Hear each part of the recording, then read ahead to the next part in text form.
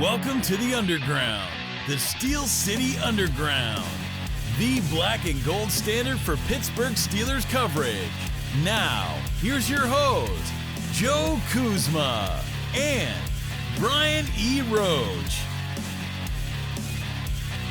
Hello, everyone, and welcome to another edition of the Steel City Underground podcast. My name is Joe Kuzma. We may be joined by Mr. Brian E. Roach, who's kind of all over the place today, but sends his regards if this ends up being me just flying solo. So with that in mind, I thought, and not to bore Brian with some of the details, because there are no maps this week for Sunday Night Football as the Steelers travel to LA to face, I still can't get used to this, even though it's been a few years since they moved from San Diego. It's the Los Angeles Chargers.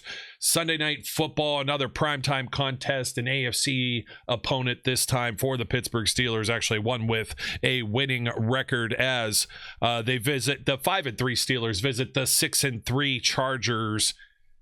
Can call it whatever you want. I don't know if it's a high stakes matchup or what, but you've got two teams that are sitting here currently trying to maintain leads in their respective divisions, or at least gain some ground in doing so. Right now, the Chargers are 3-0 in the AFC West, and they're 5-1 in their conference, but they are currently 6-3, is just one behind the 7-2 Denver Broncos. So this game in their home stadium, which may not feel like a home stadium Sunday night, if history is to tell us anything about Steelers Nation traveling to Southern California for these games. Steelers Nation's going to need this one. The Pittsburgh Steelers going to need this one. Go make some noise and make it uncomfortable for the Chargers, because the Steelers are holding on to a 5-3 lead in the AFC North, with Baltimore having improved to 3-5, Cincinnati sitting at 3-6, and of course Cleveland at 2-6, way off in the distance. But of course, also the Chargers have to look over their shoulder at those Kansas City Chiefs at 5-4, and this is just as equally important in the standings and tiebreakers. Should the Steelers be anywhere for a wild card berth, to winning the division, to placement and seeding within the actual AFC when we get to that point. So without further ado, there are some injury updates that I will get everyone on board with here. We still don't have the full practice report yet for Thursday, but it's pretty much the status quo for Scotty Miller, who's been dealing with a finger. Will Howard, who's still within the 21-day window to be reactivated, is a full participant, coming off of injured reserve, of course. Corey Trice, maybe not in the same category, did not participate, designation for him on Wednesday. Chuck Clark was back to full with an illness. Jabril Peppers, Cole Holcomb, Alex Highsmith, Isaac Seumalo, and Darnell Washington, all DNPs for a variety of reasons. Holcomb still dealing with an illness. Seumalo with the pec injury. Highsmith, I believe this is just lingering from his ongoing issues all season with the ankle. Washington is showing up with the foot, I believe is brand new. And of course, Peppers showed up late last week and did not play, was not active last Sunday in the win over the Colts, which the Steelers are definitely looking to maintain some momentum against the Chargers team that, I mean, let's face it, this is the same John Harbaugh that you're used to seeing. Oh, I'm sorry, Jim Harbaugh that you're used to seeing, who's 1-1 against the Pittsburgh Steelers in his NFL career. But this is, let's play some defense, let's run the football, but a little difficult to do so with tracking their own injuries at times. So getting through to trying to pull up, I guess I'll pull it off of the Steelers site as well. But we have the Chargers injury report of note. Keenan Allen, ageless wide receiver talent. They've got a plenty of them over in LA. He had a Veterans Day of rest. I should have mentioned that Jonnu Smith was also a DNP Veterans Day of rest. That kind of got blocked by our lower third there, so I apologize. Mekhi Becton with a knee. Let me tell you, the Chargers offensive line couldn't be any more banged up. They just traded for Trevor Penning. Both tackles, including Joe Alt, headed to injured reserve. Still going through this, limited with the groin. Deshaun Hand, at this point, Hand, I believe, is just here playing kind of a depth role, rotational kind of contributor. Long snapper, full participant. That one's kind of important. Bobby Hart, a DMP, which made the Penning acquisition ever the more important because he was filling in these positions. Tony Jefferson limited with a hamstring. Dion Leonard, corner, with his knee, as well as back to being a full participant. A Veterans Day of rest for Khalil Mack, who everyone's got to keep their head on a swivel to take a look at. And then Tarheeb, still pretty much the slot or nickel corner, did not participate with a knee injury. So while there are a few significant injuries there, most of the ones that are already impacting the LA Chargers, then some of the guys are already on injured reserve. In that case, they've got a small list of them, which includes running backs. You're familiar, Najee Harris signed with the Chargers during the off season. Amarian Hampton, the rookie, both of those guys are on IR. Rashawn Slater, who I'd mentioned, one of the starting tackles. Actually, Deshaun Hand, I apologize, just actually is listed as still on IR as well. So his status, of course, up in the air. But reading off of this, they still haven't placed Joe Alt there officially.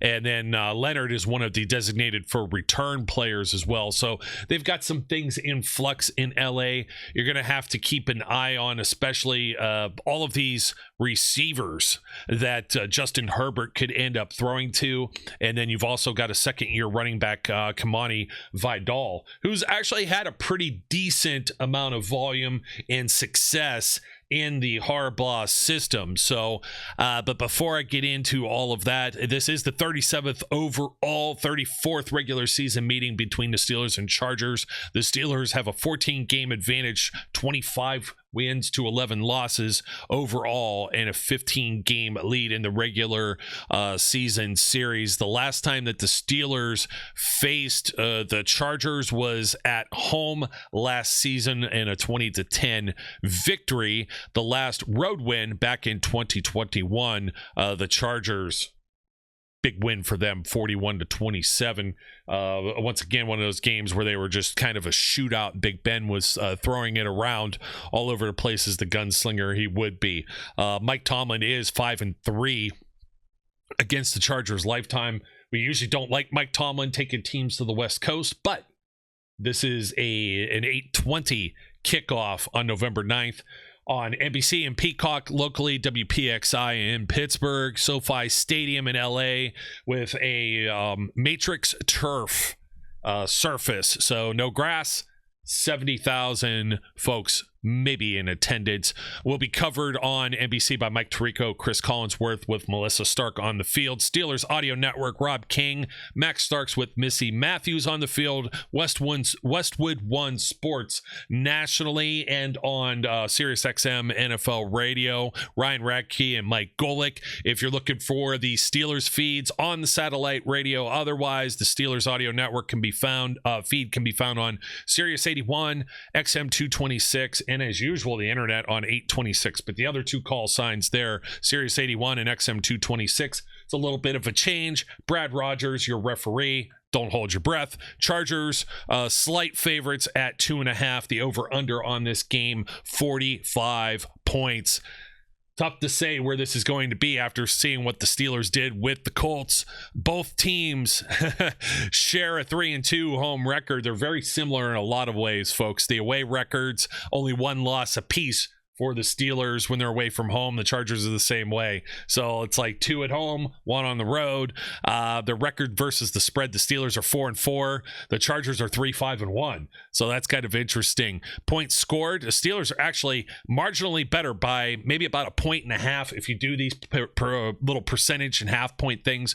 25.3 points is good for 12th in the league for the Steelers offense. Their points allowed, 21st in the league. They are giving up 24.4 points, while the Chargers are actually averaging the 17th best, just a tenth of a point shy of 24, so just a little fewer than what the Steelers defense is giving up. Defensively, the Chargers are giving up 21.4, so you could see they're right in the same mix. The Steelers offense is 12th in scoring. The Chargers defense is 12th in scoring. The Chargers offense is 17th in scoring, and the Steelers defense is 21st in scoring. The Steelers are +9, a second best in the league at the takeaway differential. The Chargers are a -4, so they're trending towards the bottom, 22nd in the league. Steelers 21st in pass game, 30th in the run. Still can't get the run game going. Not a problem for the Chargers,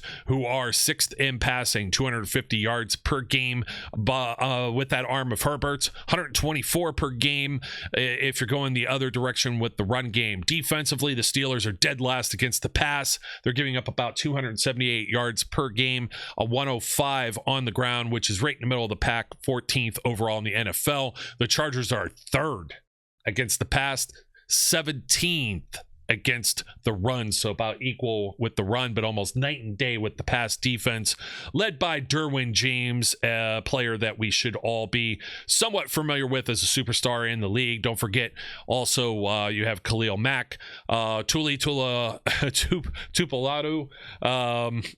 and then they also picked up or got Odafe Owe in a trade with the Baltimore Ravens. So they've got some guys up on those edges, very similar 3-4 type setup with the Chargers defense. Denzel Perryman is one of those inside linebackers along with Dion Henley. They have both been playing above board. And then in your secondary, your corners penciled in. And I keep looking at like different depth charts and trying to keep track of all the injuries across these teams, because it's pretty crazy, right? You have Still, who's on the injury report, Dante Jackson, who you might remember from the Steelers, Elijah Molden and Derwin James are the safeties. Tony Jefferson mixes in there, so they're going to give you some different looks. The Steelers, the X factors in this game, of course, can they finally win the possession battle as far as time of possession? The Steelers have only done so twice this season. They've been winning the turnover battle, but the offense hasn't been able to churn out more yards on the ground and eat more clock than their opponents. Doesn't mean a whole lot when you still got 5 victories despite those shortcomings, but we would like to see a little bit more so they could try and keep a hungry defense opportunistic and on the field. But the defense themselves also have to keep an eye on Herbert and all of his weapons. Try and get off the field on 3rd down. Not make it 3rd and short. Give some of these more aggressive teams opportunities to go for it on 4th down. Wish I had the statistics for you, but the pulse I have on Harbaugh and the Chargers is maybe not as aggressive as the Colts, but aggressive enough that they're in the same category there, right? So you're going to have to keep that in mind with the Steelers defense. You can't be having a 3rd and 15 and make it a 4th and 2. I have a feeling, depending on field position, Jim Harbaugh is going to end up going for it there. And it's been working for everyone who's been doing this against the Steelers. Now, where they've been a little bit tight-lipped as of late with the Steelers, no major other trades during the trade deadline. So what you see in the wide receiver room is what you get. They did add Marquez Valdez-Scantling earlier this week. Finally became official, came to the practice squad. Aaron Rodgers had good things to say about him. Arthur Smith also talking about Roman Wilson and college receivers having this tendency to want to hurdle everyone. And he says, we got to stop doing that. We'll see if Roman Wilson continues to get some more playing time. Calvin Austin finally came back. Let's see if he gets a little bit of his groove.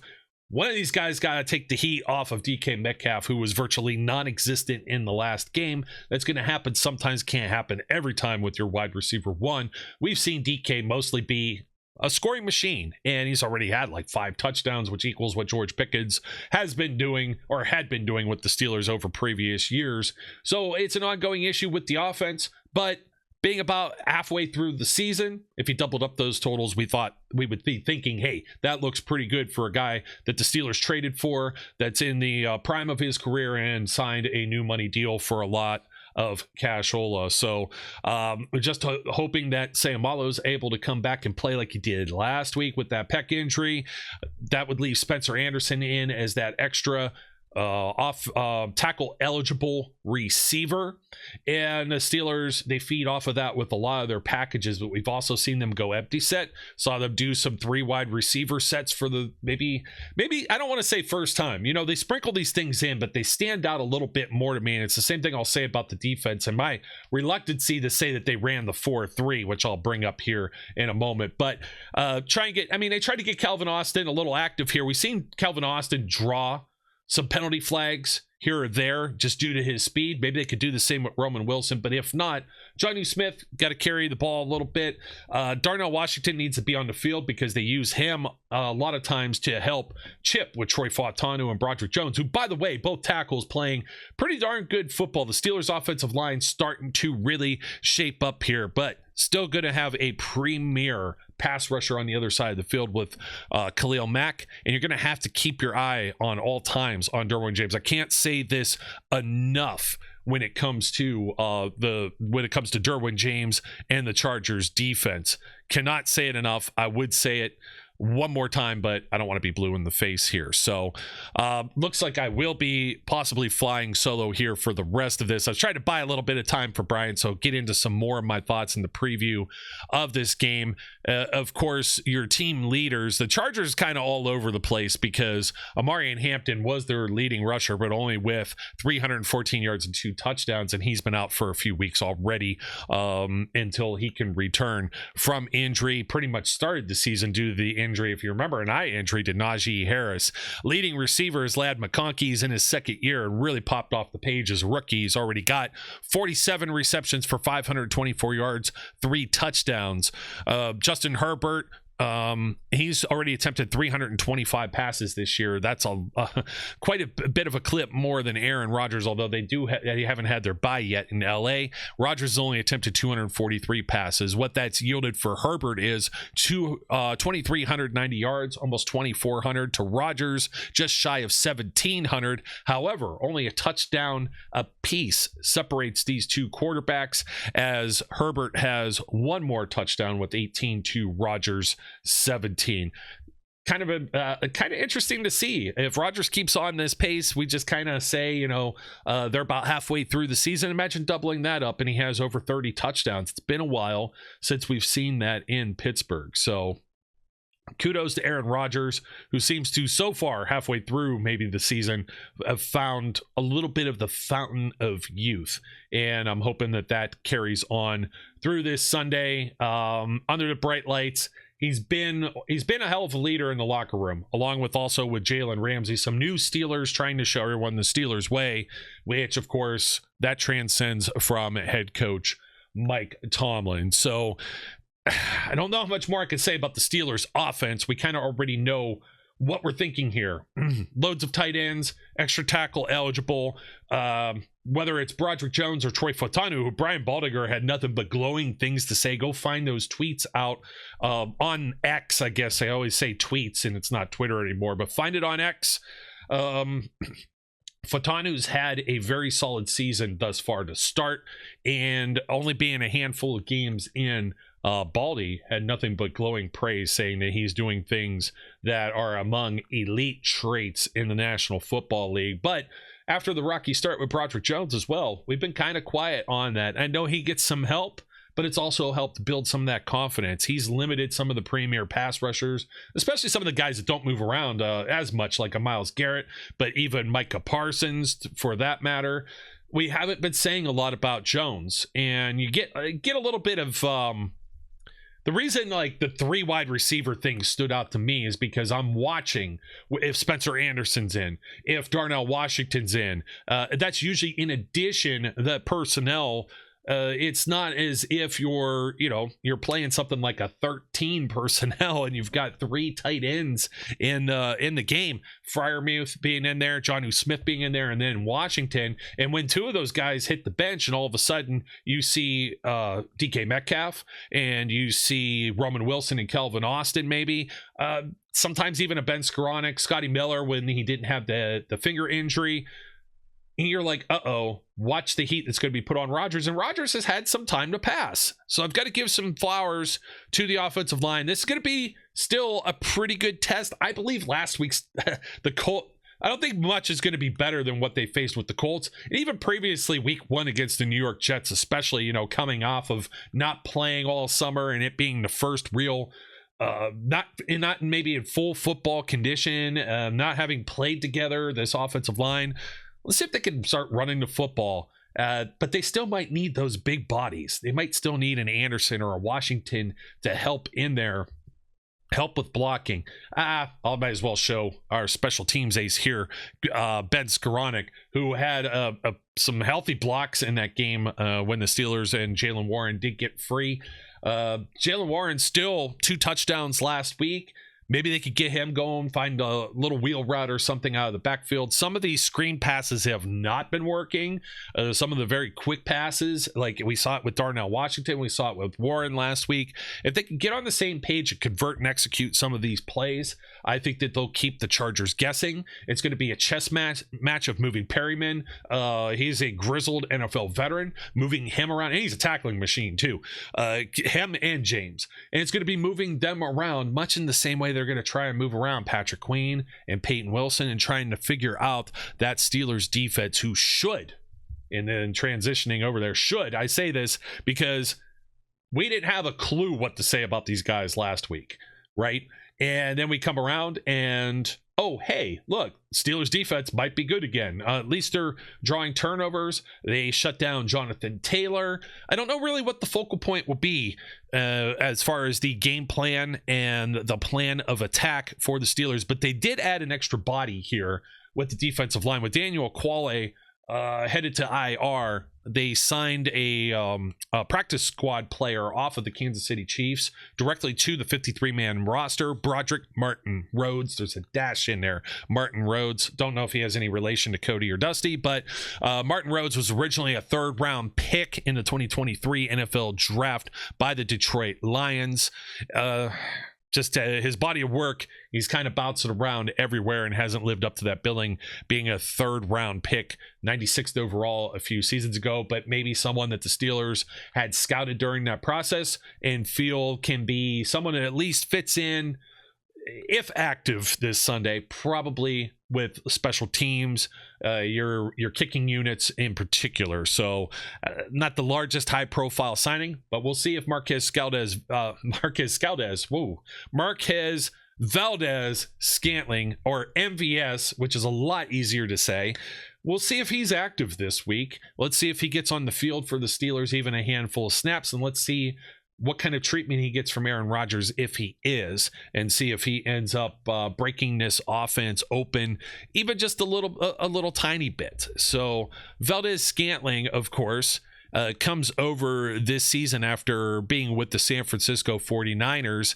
He is 31. Let's see his age. Yeah, he just turned 31 about a month ago. So he's up there a little bit in age, but he's got a little something that Kelvin Austin, Roman Wilson don't have. The tight ends have this, but they're not 6'4". They're not 6'4", 6'4", 206. So a lean 6'4". We'll see if he still has some of those traits that made him valuable with some of the other teams. Of course, he played his first 4 seasons with the Green Bay Packers. Wasn't heavily used, even despite some of the ongoings with San Francisco and their own injuries. Only 4 catches for 40 yards, and one of those just for a first down this season. Last year with New Orleans, also a pretty bad offense, 17 for 385. And with the Buffalo Bills, where he split time with 2 teams last season in 2024, only 2 catches for 26 there after leaving the Kansas City Chiefs, where, marginally productive with 19 catches, 411 yards. He's a guy that's making some of the bigger plays, a lot of long plays, a lot of longer yards per average, especially that he hits age 30 and he's His average was last season between the two teams. Even with the Saints, he had a 22.6 yard per reception average, which bumped it up from Buffalo. And even when he was with some of his prime time there with Kansas City, averaging between 15 and 16 per catch. So let's see, maybe he could stretch the field. The Steelers will need some time to throw the ball. But I know what you're all worried about. You're worried about the Steelers defense. Terrell Austin in his press conference this week being a little non-committal as to whether Jalen Ramsey will continue on as a free safety. He looked pretty darn good there with Kyle Duggar only having been with the Steelers a week. That was their big trade, and Mark Cabali said it best. If that trade happens at the deadline, does it seem more important? No, the Steelers really needed a safety, and they were able to get a starting one. So we'll see if Duggar and Ramsey are the duo once again this upcoming week, with having already mentioned the injury status of Peppers, Chuck Clark, and then of course Juan Thornhill, who did not get to play. he was not out there. I don't think the Steelers, I think they originally had Thornhill penciled in, and I think he might be some of the issue as one of the starting safeties. Like I said, a lot of strong safeties on this Steelers defense if you also include Deshaun Elliott. So when you get an actual free, and Duggar, he's dabbled with both, still more of a strong safety type. So is Jalen Ramsey finally that answer at free safety? Does that allow them to do some things differently with him? We shall see. But no more Beanie Bishop. He was released to make room for MVS earlier in the week. I don't know whose doghouse he was in, or they didn't see much of what they needed to see with them. But the expectation is that Brandon Echols now will move into the nickel. I thought he might play on the outside a little bit. I guess it depends on the availability or the performance of Darius Slay, who, is up there in years, 33, 34 years old, has been getting picked on here or there, and Echols is a good depth piece, but you still don't have Corey Trice available there yet. So the Steelers are sniffing around for Asante Samuel Jr., who apparently will be making a trip to visit the Pittsburgh Steelers, formerly of the LA Chargers. And Asante Samuel Jr., 47 starts in his career. He only had the 4 games last season with the Chargers, but is definitely someone that would be able to provide some depth and maybe even be a spot starter where they needed to.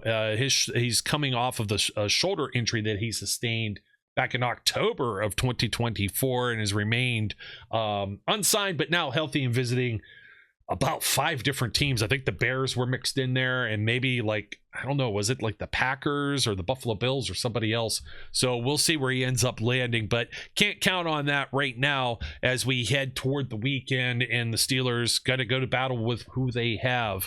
And that may even mean seeing James Pierre too, but boy, are they thin in the secondary when you're talking about the injuries, the illnesses with the corners, with the safeties. So among the names I mentioned, they're going to need top-notch performances from Joey Porter, who's been pretty much labeled as a guy that they're going to watch and call for any kind of contact that happens in the passing game. Darius Slay, just got to put him in the right position. When they were helping him out and adding an extra body, dropping some of the linebackers into coverage, even outside linebackers like Nick Herbig or Alex Highsmith into the zone, it's really helped. And like I said, Ramsey's still a chess piece that's getting moved around a lot. Duggar was playing deep sometimes, but they moved it around enough to give some different looks, and the different looks are going to be necessary. Herbert, he's not it's not his first rodeo here in the NFL. This guy throws for boatloads of yards at different times. He's got one of those big, healthy contracts that have been paid out, despite him having actually not done anything of major significance here in the NFL just yet. He played every game last season. He had missed some the season before, but he's someone that's in that 65 to 70% of completed passes in various games. This season, he's had a couple flubs when he's had to play with some pressure in his face. That came from the Denver Broncos. That came from the New York Football Giants. They've had some get-right games as of late, particularly last week with the Tennessee Titans, but they still struggled in this game. They were down, I believe, 14-0 to start, and then Tennessee, just being Tennessee, can't hold on to it. So when I can't say when you make Herbert throw a lot more, there's any much a difference. It seems to be a mixed bag, so you can't expect make them one-dimensional like you would with the Colts. I do think a lot of it starts off the run game and play action. It's just a Harbaugh style, but with Herbert, he's got a lot of guys that he's making into stars on this roster. We mentioned Ladd McConkey just a little earlier. Quentin Johnston, another young wide receiver. You still have Keenan Allen, an ageless veteran. And then you have like a number of tight ends, but the one that's jumped up into a starting role and really starting to make an impact is Oronde Gadsden, the younger Oronde Gadsden here. I believe, I really don't know if they're related at all or not, but the elder Oronde Gadsden, if it is a father or whatever, he had played wide receiver in the National Football League for the Miami Dolphins back in the late 90s and the early 2000s. And you've got the rookie tight end, 6'5", 236, Oronde Gadsden the second. So maybe junior, so it might be on to something here. I know, using the thinking cap. This is why I wish I had Brian here, because when I get talking a little too much, I get lost in the weeds, so bear with me. But he's been kind of on fire as of late, after being used a little sparsely in the first few games of the season. In the month of pretty much in the month of October, the last 4 games that he's played, Gadsden has had 2 7-reception games, 2 5-reception games, including a monster game against the Indianapolis Colts, in which they lost a shootout. He had 164 yards and a touchdown. His last 2 games, he's been kind of middling in the 5 catches for about 70-ish yards, 77 with a touchdown, 5 catches, 68 yards, no TDs against the Titans. Prior to that, playing against the Dolphins, where this kind of sparked and they saw they might have something, 7 catches for 68 yards. Big body target, ability to get open, bloodlines, it appears, as well. This is kind of one of those X factors the Steelers have to watch for, with the outs, with the slants, with the middle of the field, playing the chess game that will be with kind of 2 newly placed pieces with Duggar and with Jalen Ramsey, and also some of your more legacy pieces like Patrick Queen, Peyton Wilson with pretty much a career game last week. See, I'm cracking up. I was thinking ahead to the outside linebacker rotation, because that's what we want to hear about. We want to hear about TJ Watt kind of having a little bit of a resurgence last week. Alex Highsmith, maybe he's fully healthy and finally making some plays, strip sacks, the AFC Defensive Player of the Week last week. Nick Herbig, who we were calling for to take Highsmith's spot. Take it away. Highsmith just isn't doing it anymore. We got to get Nick Herbig on the field. Well, they were doing that too, and that's why I wasn't saying necessarily a 4-3, because they're playing maybe sometimes with 1 defensive lineman. Sometimes it was Cam, sometimes it wasn't. Sometimes it was Keanu Benton.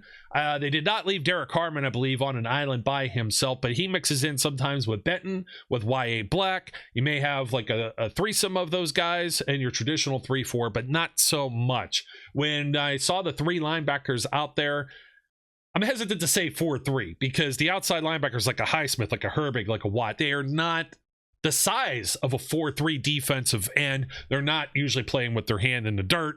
And even so, when they were playing with 3 outside linebackers, you bring Herbig in with Highsmith and Watt, those guys are standing up, and it gives a little bit of different looks, because you're looking at, wow, you know what, these offensive linemen, they outweigh some of these guys in some cases like 80 or 100 pounds.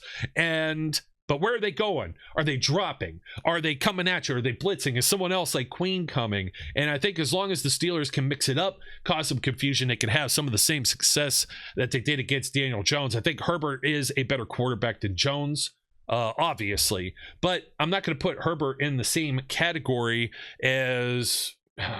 where would I put him? I don't even know. Because Jordan Love had his success against the Packers, but it was very vanilla, it was very blah, and the Steelers just didn't do anything. Joe Flacco, I don't know, is he as experienced? Is he as much as a gunslinger? Herbert is? I don't know. Is Herbert in my top 5 around the league? It'd be difficult for me to say that. I can't put him with even Lamar Jackson, who sometimes, I criticize because he's not the pocket passer you would want him to be, but he's a dynamic player, and you can't argue that he's got MVPs under his belt. Josh Allen, he does some running around, but he throws the football all over the place. Patrick Mahomes, those are three guys just in the AFC alone that I would place easily above Justin Herbert. So I don't know. And then you got to get into the NFC. And as much as people crack on Dak Prescott, he puts up some big numbers. So there's 4 names there. But in the top 10, he's probably there. He's probably about the same respect level as people gave Big Ben Roethlisberger, maybe a top 12 when it comes to your quarterback. So you got to keep, the Steelers have definitely got to keep tabs on what Herbert's doing out there. He's not necessarily the biggest rushing threat, but he's not the old man that Aaron Rodgers is either. So he could escape free here or there, it's not usually for a lot, right? He'll get a few attempts. You might get some of these like short yardage things where he's going to sneak. It might rip off a run that's somewhere in the category of 10-ish yards just because he kind of squeaks free. I was trying to see. Let's see. Yeah, I don't have his game logs here necessarily broken out, but just looking at it, yeah, so 6 carries for 38 yards. Not his longs aren't on here though. There are 9 attempts for 57 yards. I'm sorry, 9 attempts for. He was actually sacked 6 times against the Titans, which tells you a lot. With Joe Alt and with Rashawn Slater being out and Trevor Penning maybe coming in and being new on the edges, this should be favorable for the Steelers' edge rushers. And if they try and throw some extra help that way, that's where you need somebody else to kind of step up their game like last week.